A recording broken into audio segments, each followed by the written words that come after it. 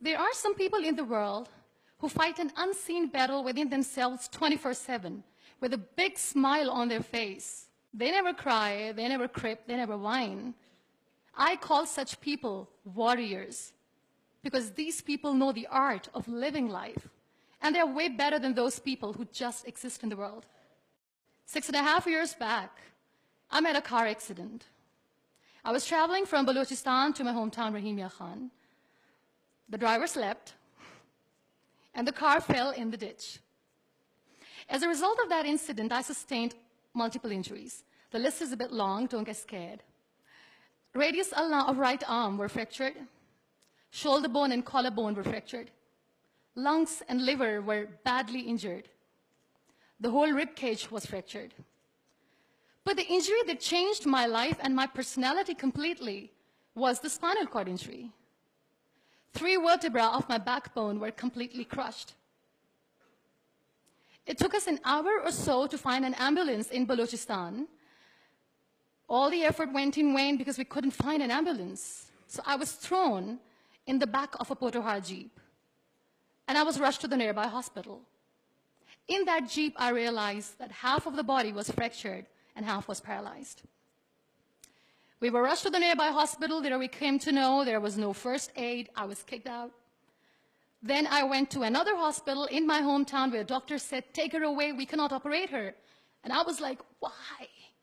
And they were like, "We don't have equipment, she will die someday, you go." I was kicked out again. But I finally ended up in a comparatively better hospital in Karachi. Luckily, I wasn't kicked out, probably that's why I'm alive. So I stayed in that hospital for 2.5 months. I underwent 3 major, 2 minor surgeries. The doctors have put a lot of metal in my arm, a lot of metal in my backbone. So I feel more like an iron lady now. But those 2.5 months that I spent in the hospital were dreadful. I was in severe pain, both physically and psychologically. Many people left. Very close ones. The ones who were supposed to stay with me were the ones who left me when I needed them the most. I was devastated. Life was completely pointless, aimless, colorless. I was tired of wearing the white scrubs, looking at the white walls, doing nothing, sitting idle. I really didn't want to live. But then I realized that instead of crying for the people who were not meant to be with me, and for the legs which I have lost, I have people around me who want to see me alive. I have so much to be grateful for. So let's stop cribbing, stop whining, because it's pointless. The best decision that I took in my entire life was the painting that I made in the hospital with a deformed hand. That's how I added colors in my colorless life. That's how this adversity helped me in exploring an artist in me. That's how this art kept me alive through this whole journey. Then I was moved to Islamabad. I stayed in my room on the bed, confined for 2 years, because I developed multiple pressure ulcers and a variety of infections and allergies. Now this whole traumatic journey of 2 years and 2.5 months being bedridden, doing nothing, the only thing that kept me alive was art. What a beautiful medium art is, that without uttering a single word, you express yourself. What a beautiful escape it was. But the day I sat on the wheelchair for the first time, I was a completely different person. I still remember that I looked at myself in the mirror and I said, "You cannot wait for a miracle to come and make you walk. You cannot wait for the stem cell treatment because it's very expensive. You cannot wait and sit in the corner of the room crying and begging for mercy because people don't have time."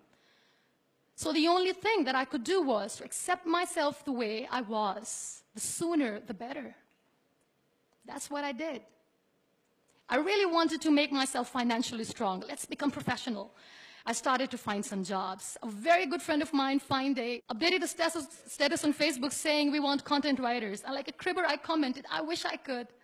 I was called for that interview, and I was hired as one of the content writers for Pakistan's first official websites, heartofasia.pk. Saman Tasir Late was the CEO. That's how I started my professional career.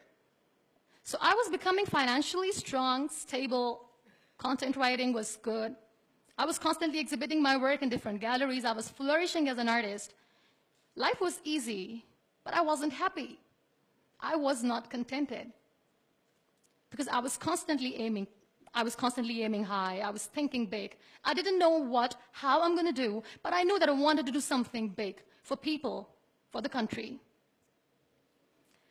One day, I came across this polio campaign advertisement in which this little boy from a very underprivileged family is sitting on a wheelchair, and with his father sitting with him, crying and saying to the world in that campaign that give polio drops to your kids, otherwise they'll become like him.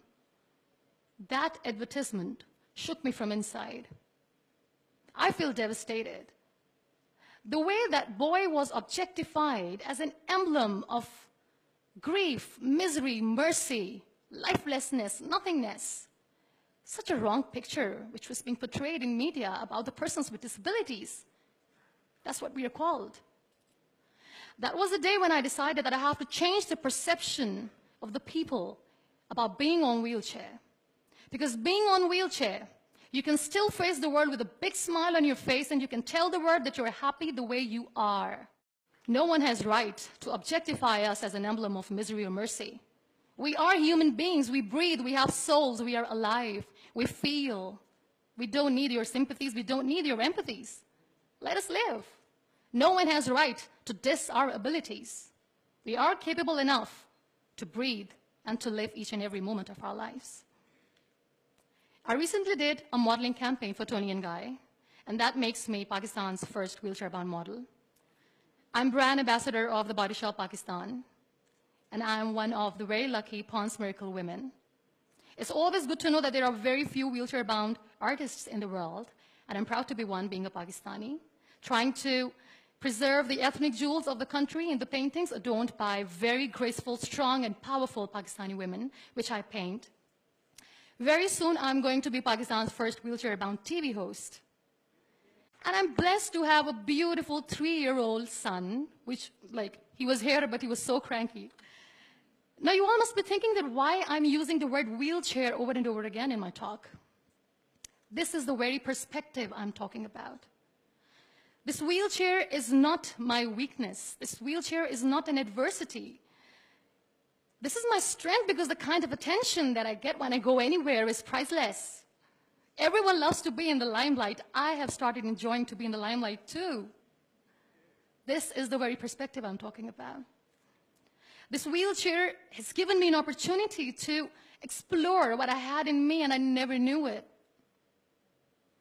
I feel really sorry for some people who play this blame game. They say they feel caged. They cannot perform well. They cannot excel because the system is not allowing them to do. The government, Pakistan, the whole world, society, economy is not letting them grow as a person. They're not excelling in their careers. They say they're caged. I feel sorry. I can undoubtedly say that I'm caged because when I get up in the morning, I'm unable to sit on my own. I'm unable to shift from the bed to the wheelchair, from the wheelchair to the car, from the car to the wheelchair.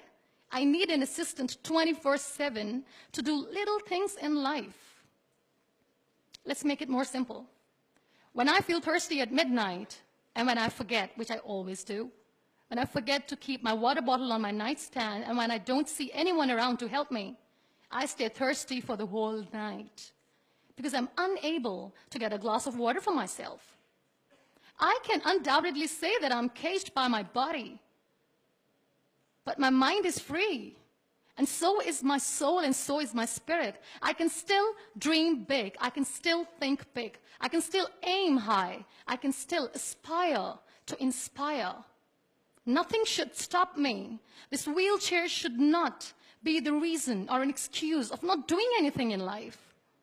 I still have big dreams. I still have big plans. And I still have to work on that. Be grateful for what you have. And trust me, you will always end up having more.